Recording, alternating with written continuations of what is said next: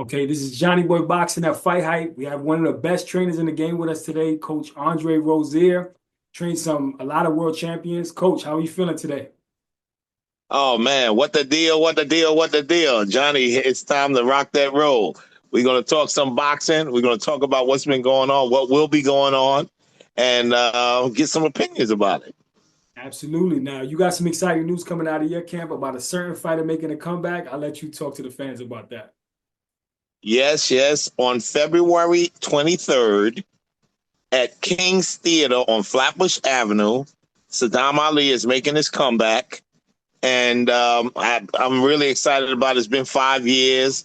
Uh, we have a stellar card. We have an influencer, Adam Saleh, who's very, very popular, brings a lot of views to events. And we have Khalid Twati, a bantamweight who is fantastic, phenomenal, stupendous, all of that and some. I mean, it's going to be exciting, and we're filling the card up. It's going to be a tight card. Definitely. Well, I'll definitely be in the building to check that out. And what's the For reason sure. for Saddam Ali's long layoff? What was that? 5 years, you said, right? About 5 years? Yeah, it's been 5 years. I think he just needed a break. He's been boxing since he was like 9 years old, and I just think he needed a break. He needed to slow it down a little bit, and he had the fire built back up in him, and he wants to give it another shot. Definitely, definitely. Now I see that Jaime Munguia, he faced Jaime Munguia, he had lost to him, but now Jaime Munguia has lost. Is that something, maybe a fight that he can entertain now again, sometime in the future? Well, no, because Saddam can't get to 168. He's really a welterweight. When he fought Miguel Cotto, that was just to win that title and vie against one of the best fighters that have walked this planet, and he did a phenomenal job.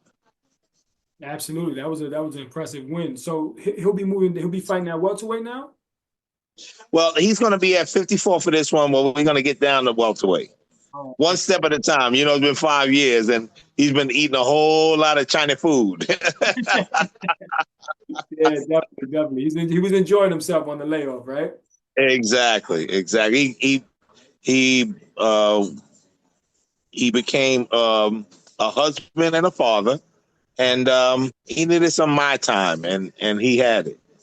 Absolutely. Well, congratulations to him. I look forward to seeing him and catching you out at the fight in Flatbush. Oh, But definitely, without a doubt, for sure. But switching gears real quickly, I know I want to talk about a fighter that you have history with. I know that Richardson Hitchens, Brooklyn fighter. I know you have that relationship with him. How proud of you of him of winning the title and getting this victory over Liam Perron? Oh, I couldn't have been more proud. I mean, all of these guys, my nephews, and everyone thinks that I have 25 sisters and 35 brothers. It's the only way you can have that many nephews. But I was so proud of him. He started off a little bit slow, but Lenny Wilson, his trainer, pulled him back into gear, and then he started cooking. And look out, it was nothing but success after that. Absolutely. Now, everywhere I go, all I hear about is Richardson Hitchens versus T.O. The battle for Brooklyn. What do you think about that fight? Who are you picking and who do you lean towards in that fight? How does that fight play out? That's a fantastic fight. I mean, really, it's a fight that's going to bring a lot of energy, a lot of attention to the junior welterweight division, and it'll be a unifying fight. Belts will be coming together. I would love to see it. Of course, I have to side with my nephew. It just is what it is. But it'll be a fantastic fight. I think it should happen, and it will be great for the fans. Okay, so if you were to give Hitchens some advice, how would you go about beating a fighter like Teofimo Lopez with the athleticism, the speed, those twitchy reflexes? How do you dissect him and beat Teofimo Lopez? Well, he has the precursor. He has that fantastic jab that really breaks up a lot of what people are trying to do to him in the ring.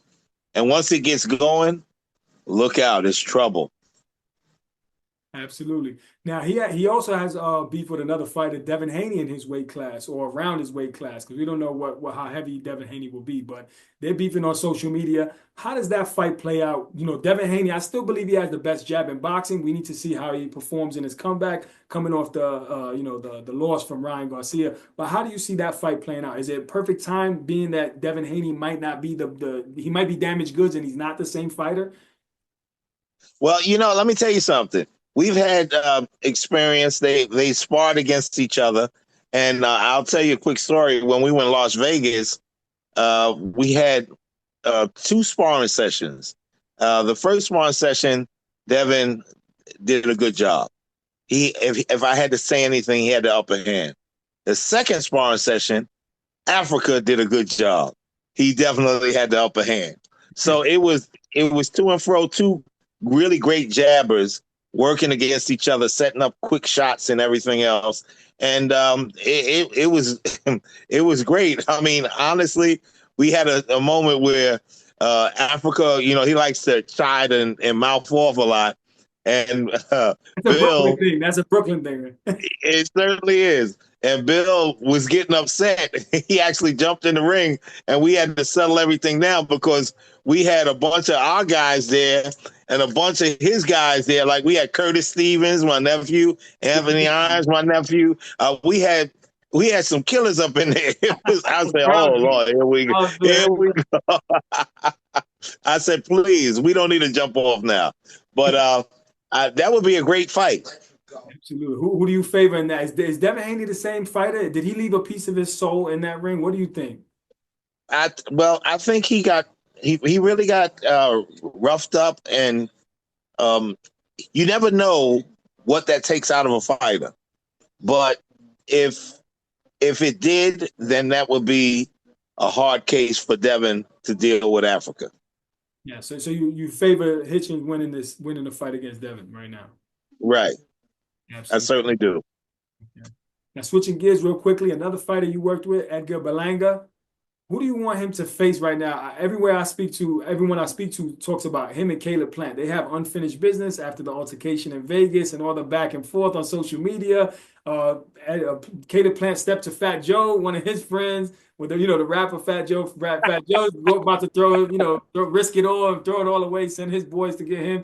What do you think about that whole situation? Is that the fight that we really need? Well, it would be a great fight. I'd like to see it. Caleb is really hot about it. He and Edgar have been playing tennis with the insults and everything else. So it'll be a great, great fight to see where they both are at this point. I'd love to see it. How do you train Edgar Berlanga to beat Caleb Plant? What's the keys to victory right there? Well, he can't be plotting. He's got to be a little fast on his feet, and he has to utilize his jab continuously. In the Canelo fight, he started off really well, and then he fell off of it. He has to continue that because Caleb has a great jab too. So if he falls off of it, Caleb is going to start mounting his attack and adding more pressure to it. So he has to pick that up and keep driving with it. And not wait for things to happen. So who do you favor in that fight? I don't know. I honestly, it's a tough one. It's like 50-50. 50 pick 'em. Exactly. Okay, so now. So only thing I can say about that one is, may the best man win, Johnny. May the best man win. We're gonna enjoy it. The fans are gonna get the treat. We're gonna be the winners. The real. Yeah. Exactly. For sure. So Edgar Berlanga versus Morel, the winner of Morel versus David Benavidez. That's around the same weight class. Berlanga has traded words with Benavidez. Let's say Benavidez is victorious. Berlanga, Benavidez, how does that fight play out? Whoa. Berlanga, Benavidez. Benavidez is a monster. Mexican. They call him the monster. Yeah. And it's you have to be ready for that. Edgar would have to work his ass off to be ready for that one. the volume of punches, the tenacity, the size. He'd have to work really hard for that one, for sure. It's a tough fight. Benavidez he's a slight favor in that fight, right? I'd have to favor him a bit on that one, just from experience and his wherewithal and his ability to put his capability on the front line and be successful with it. Absolutely. Yeah. Okay, so Benavidez Morel now. Who's the winner of that fight? Two fighters fighting in their prime, young guys. You have the Cuban slick fighter, then you have the relentless volume punching by David Benavidez. He averages about 50 punches per round. Who do you favor in that matchup? This one is a really, really good fight. It's a really, really close fight. It's down the line. I mean, Morel has so much amateur experience. Benavidez has a lot more pro experience, but they're evenly matched.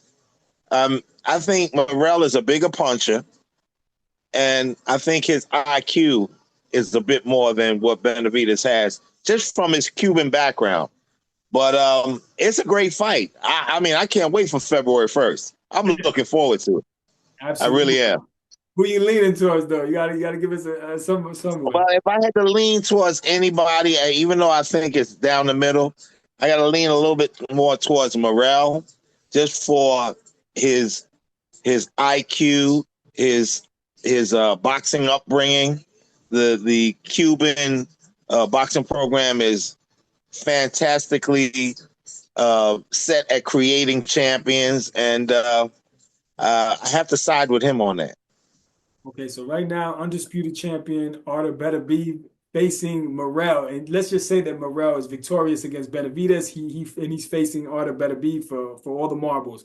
Who do you pick in favor in that fight? How does that play out? You asking me the good ones tonight, Johnny.